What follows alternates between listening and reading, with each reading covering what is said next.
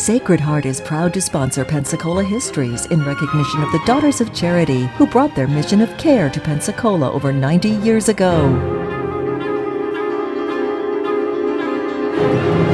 Hello and welcome to our continuing story of Pensacola, North America's first place city. Today we begin the story of how religion has impacted life here on the Gulf Coast at Pensacola, beginning with the middle of the 16th century. And of course, our story must begin with the tale of the 7 Dominican friars who accompanied Don Tristan de Luna in the expedition which began here in August of 1559 and which continued for about 20 months. The friars were unique men. They not only brought spiritual comfort to the colonists, they aided in the relationships with the Native Americans, and when problems such as the Great Storm occurred, they were a tower of strength, helping the people create what we would today call an emergency room for the care of the many, many injured people we have. And of course, all through that story, there were episodes in which the friars stepped forward with spiritual comfort. For 138 years, of course, Pensacola was a void. We had no settlements here. And when the Spanish returned in 1698, they had no clergyman with them. And for the next 20 years, while the Spanish were here, and of course the French nearby at Mobile, there was a rather sketchy story of religion.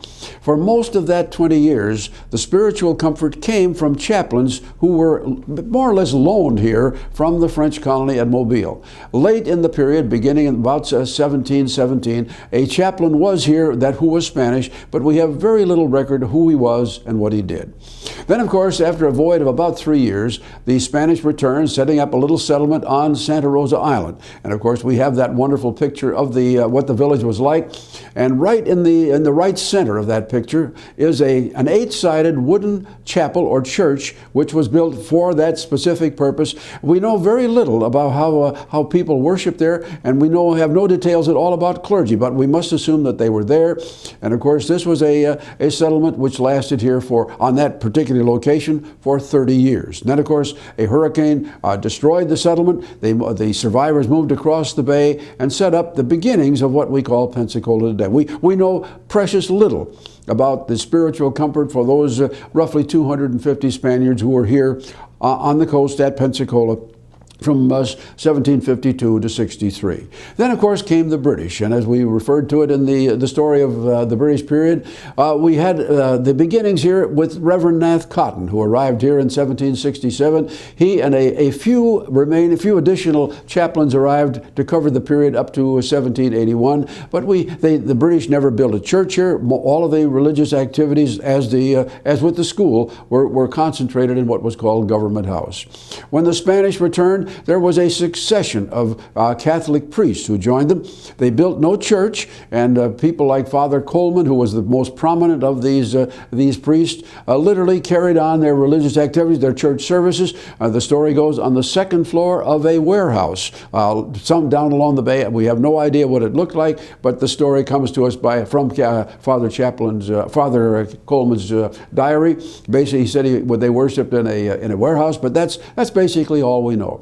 And then the final story we have, of course, about the Spanish period doesn't deal with the Spanish themselves, but rather with Rachel Jackson.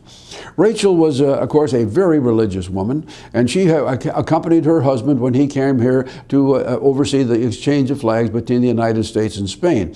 That was delayed somewhat, and so Rachel came into the city and was here for about 2 weeks during that interim period, and she stayed at the home of Dr. John Brosenham.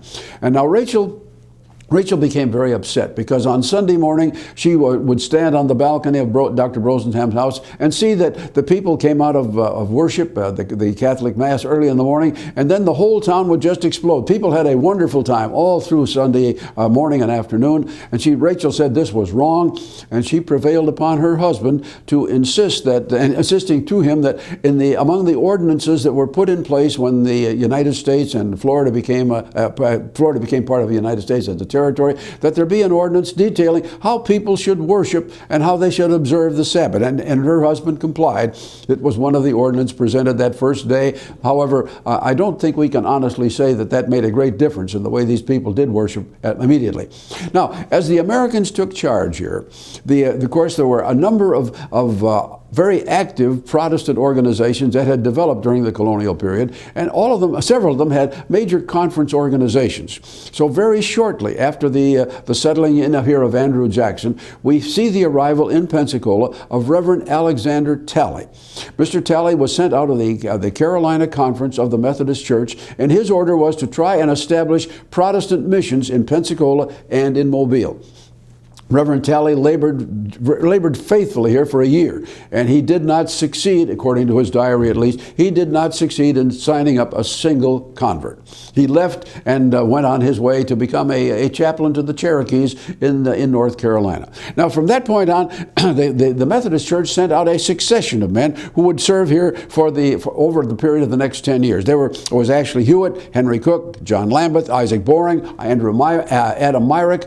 All of them had very minimal success, except for Mr. Cook. And he succeeded in building a little chapel at the corner of Tarragona and Zaragoza Street. And that was basically what we had as a Protestant church for the next few years.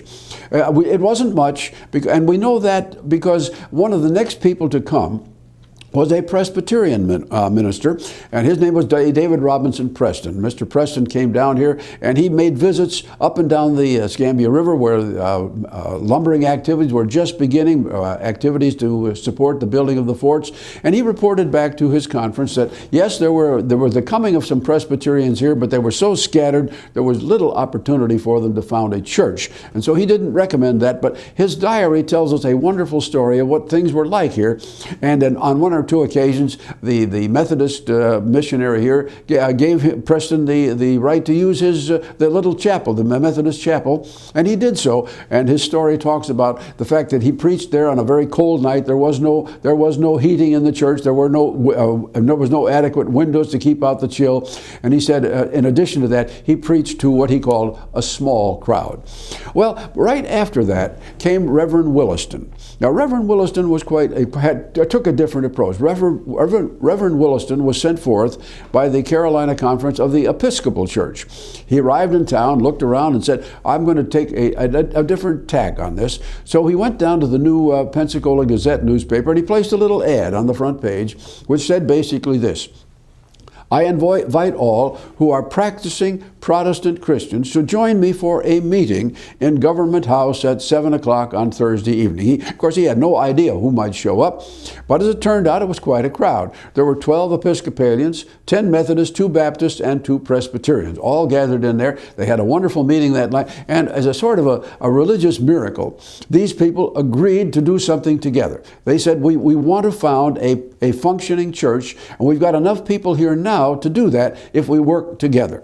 And so they agreed that they would work to raise funds, to get property, and so create a Protestant church here. And they began that almost that very week. Now they got a gift of land that faced Seville Square, and they began to get dollars here and dollars there. And one of the things that helped them, it's sort of an interesting tale.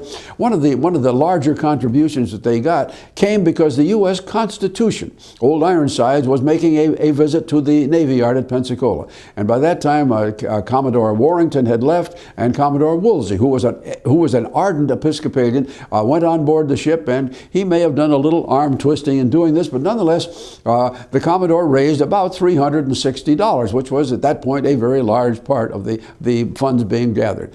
Now, also forthcoming about the same time was a gift of $500, which came from Christ Church of Philadelphia.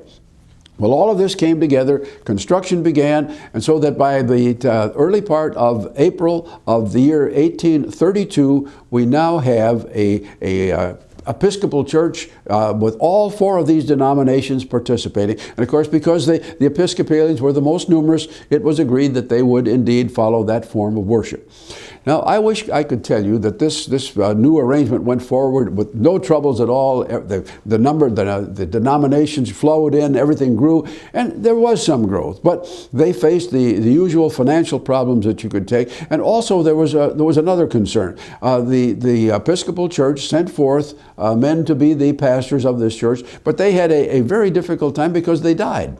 There were several of them. In fact, Reverend Curran had produced this little book here, which talks about the story of what happened to 3 of those men who died. 2 of them of fever, the third of natural causes, and all 3 of them ultimately were buried below the chancel in Christ Church. And for many years there was a question, did that really happen?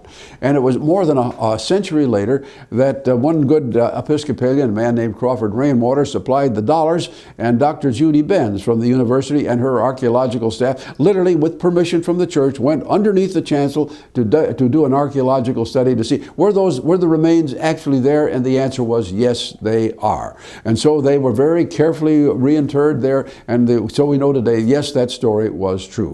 Well, these four denominations remained together for a period of 13 years. And beginning in 1845, each one of them had grown sufficiently so that the Baptists, the Presbyterians, and the Methodists split away. Each one built its own church down in the Seville Square area, and so the Episcopalians were left as the sole occupants of Christ Church. And that's the way, of course, things continued. That particular church was the Episcopal Church and would remain so until the year 1903.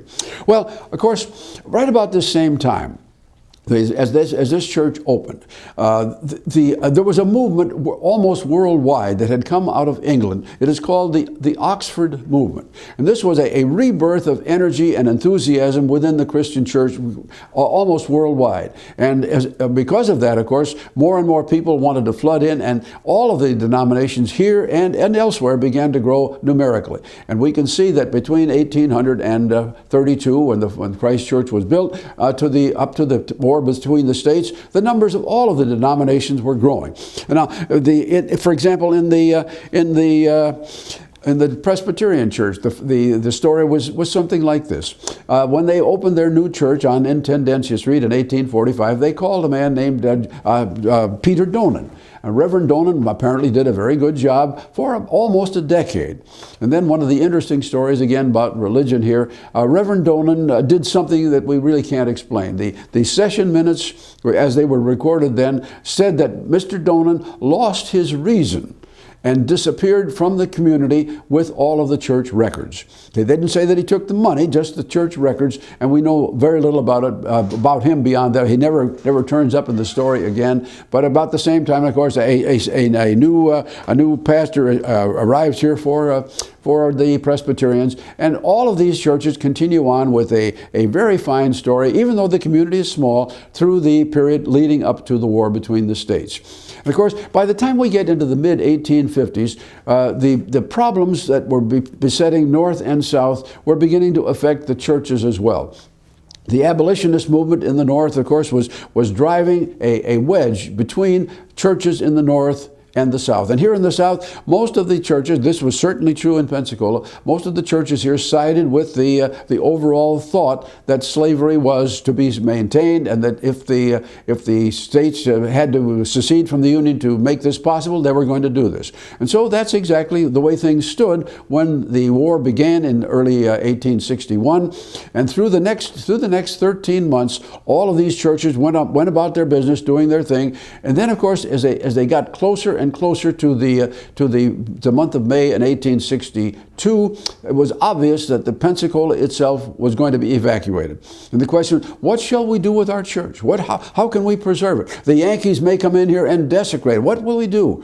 Well, of course, the answer was we carefully caulked the windows, we locked the door, and everyone take care of any records that we may have here in hand. And at that point in time, all of the denominations, this included the Catholic Church as well as all of the Protestant denominations, they elected to depart, and the churches were locked and closed. And so through the remaining 3 years of the war, they remained empty. And that's the way they stood when Appomattox came and the war between the states ended. And of course, beginning in 1865, people began to move back, and that will be the next chapter of our story.